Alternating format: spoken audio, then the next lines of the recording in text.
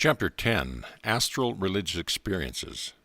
The student of comparative religions is struck with the fact that from the primal stock of religious belief there emerges an almost countless number of creeds, sects, and divisions of religious thought.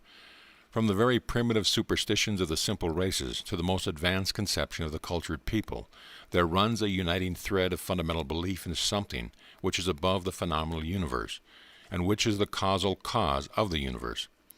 Coupled with this conception, we find the fundamental belief that the soul survives after the death of the body.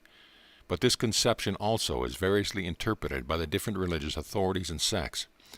The third general conception, the fundamental religious instinct of the race, is that which holds that the future life of the soul depends upon the character and actions of the individual during his earth life.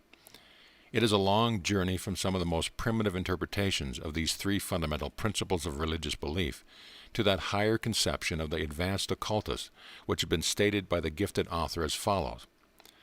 There are three truths which are absolute and which cannot be lost, but yet many remain silent for lack of speech. 1. The soul of man is immortal, and his future is the future of a thing whose growth and splendor have no limit. 2. The principle which gives life dwells in us, and without us, is undying and eternally beneficent, is not heard or seen or felt, but is perceived by the man who desires perception. 3.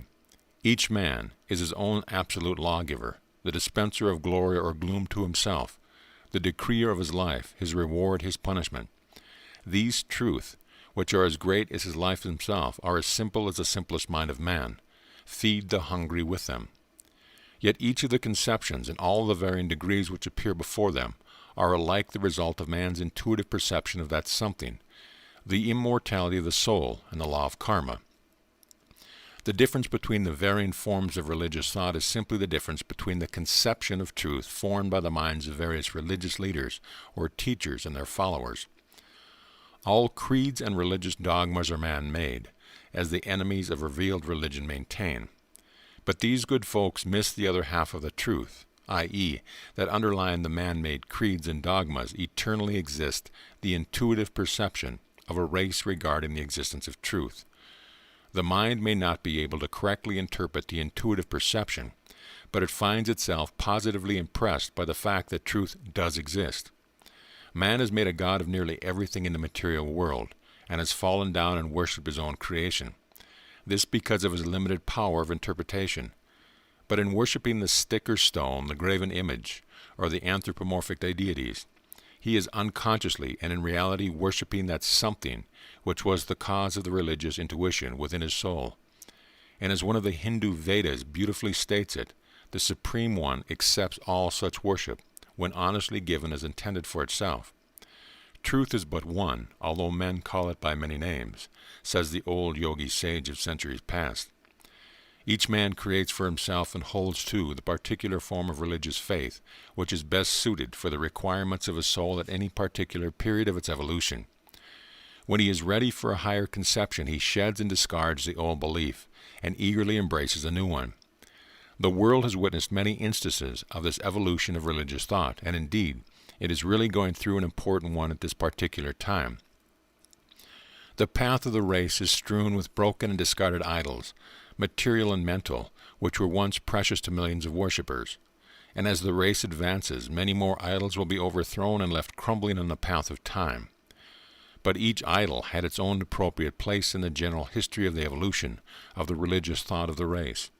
Each served its purpose, and its ideals served to aid man in his perpetual and eternal journey toward absolute truth.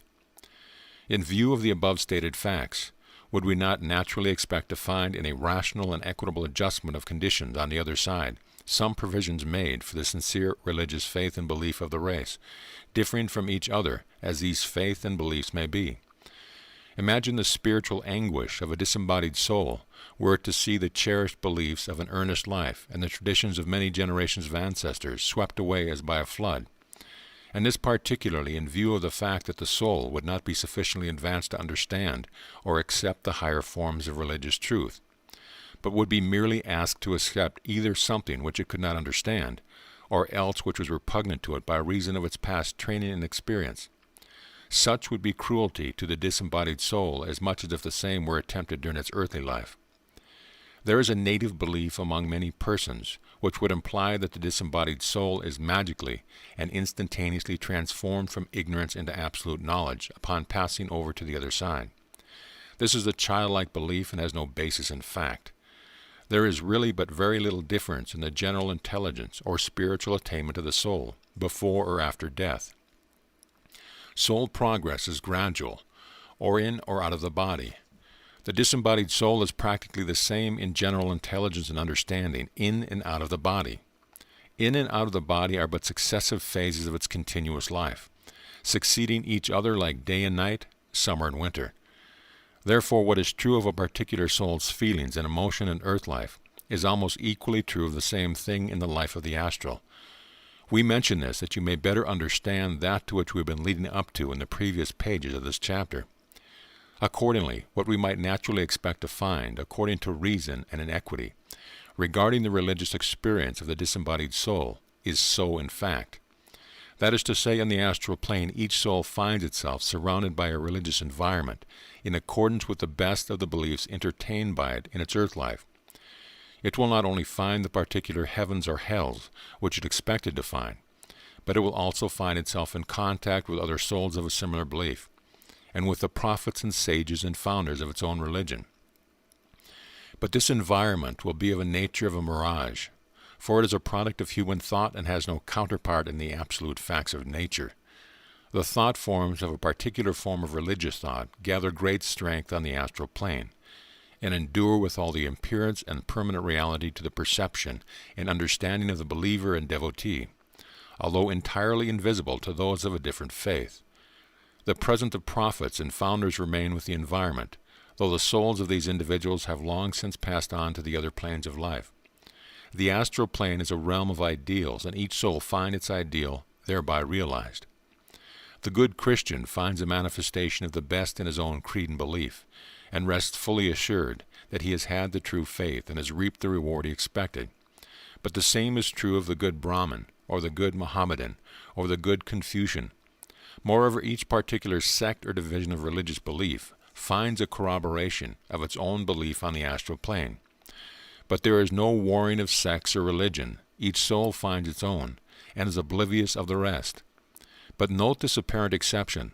The soul which has advanced far enough to realize that there is truth in all religious beliefs, and which has manifested a tolerant spirit in earth life, is also given a corroboration of his belief, and is allowed to see the joys and the blessings of all religious faith.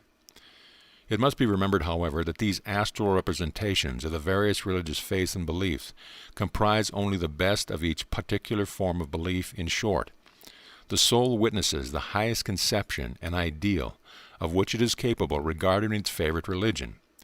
This naturally has the effect and result of developing the highest religious conceptions in the soul and inhibiting the lower ones, to the end that when the soul undertakes its next earthly pilgrimage, it will carry with it a taste and inclination for only the highest in its own religion, and will thus aid in the evolution of religion on earth. Sometimes a soul will evolve from one form of religious conception in its astral life, and upon its reincarnation will be ready for one higher. Remember always that the spiritual evolution constantly leads onward and upward, from lower to higher, on and forever. The question of religious rewards and punishments on the astral plane, which naturally forms a part of the subject is considered, will be discussed in the following chapter. End of chapter.